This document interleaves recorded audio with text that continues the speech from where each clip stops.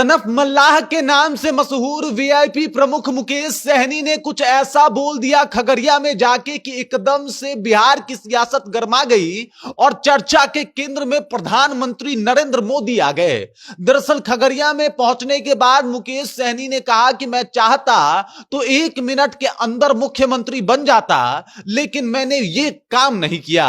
अब कौन से काम की बात कर रहे हैं? आखिरकार चर्चा के केंद्र में प्रधानमंत्री नरेंद्र मोदी कैसे आ गए, सब कुछ आपको विस्तार पूर्वक हम समझाएंगे। लेकिन उससे पहले मेरा परिचय जान लीजिए। मेरा नाम है रजत और आप जनता जंक्शन देख रहे हैं। आपको बता दूं कि 2025 विधानसभा की तैयारी में सभी पार्टियां लगी हुई हैं और इसी बीच वीआईपी प्रमुख मुकेश सहनी जो है वो खगड़िया पहुंचते हैं और खगड़िया पहुंचने के बाद अपनी बातों को रखना शुरू करते हैं। इसी दरमियान वो कुछ ऐसा कह देते हैं जिसकी चर्चा जो है पूरे बिहार में होने लगती है। बिहार की सियासत गर्मा जाती है और चर्चा के केंद्र में प्रधानमंत्री नरेंद्र मोदी आ जाते हैं। दरअसल बातचीत के दौरान मुकेश सहनी कहते हैं कि मैं चाहता तो मुख्यमंत्री बन जाता, लेकिन मैंने प्रधानमंत्री नरेंद्र मोदी के ऑफर को ठुकरा दिया।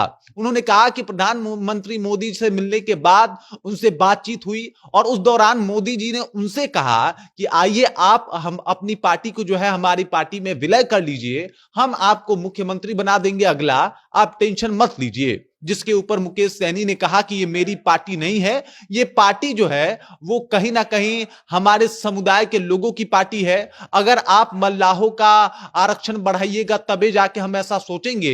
तो इसके ऊपर प्रधानमंत्री ने थोड़ी बहुत आनाकानी की और इसके बाद मुकेश सहनी ने बिल्कुल इनकार कर दिया कि उनको मुख्यमंत्री नहीं बनना है। ये बात जब बता रहे थे तो उनके सपोर्टर खूब जोर जोर से तालियां बजा रहे थे और मुकेश सहनी के नाम का जय घोष भी कर रहे थे कि मुकेश सहनी जिंदाबाद। और हर तरफ एकदम से एक अलग माहौल बन गया था।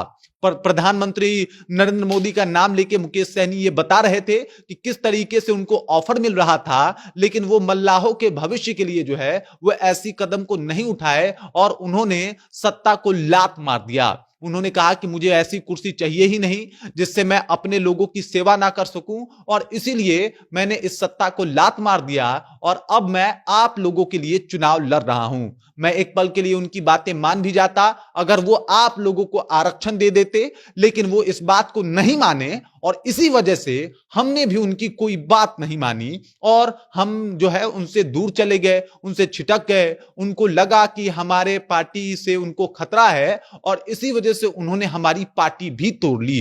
पूरी कहानी जब ये बता रहे थे तब उनके जनता जो है वो उत्साहित हो रहे थे, उनके सपोर्टर खूब जोर जोर से तालियां बजा रहे थे और सब लोग एकदम से ये मान रहे थे कि मुकेश सहनी जो है उनके लिए काफी कुछ कर रहे हैं। अब देख लीजिए किस तरीके से जो है उन्होंने सत्ता को लात मार दी और प्रधानमंत्री नरेंद्र मोदी के ऑफर को ठुकरा दिया। इस बात का जिक्र कर रहे थे, लगातार मुकेश सहनी अपनी बातों को बता रहे थे और इस बात की वजह से बिहार की सियासत एक बार फिर से गरमाई हुई है। हर तरफ इस बात की चर्चा हो रही है कि मुकेश सहनी चाहते तो मुख्यमंत्री बन जाते, लेकिन उन्होंने इस बात को ठुकरा दिया है। बाकी इस बात को लेके आप क्या सोचते हैं? आपको मुकेश सहनी की बातों में कितनी सच्चाई नजर आ रही है? कृपया कमेंट कीजिए और अपना विचार हम तक पहुंचा दीजिए। बाकी आप देख रहे हैं जनता जंक्शन और मेरा नाम रजत है।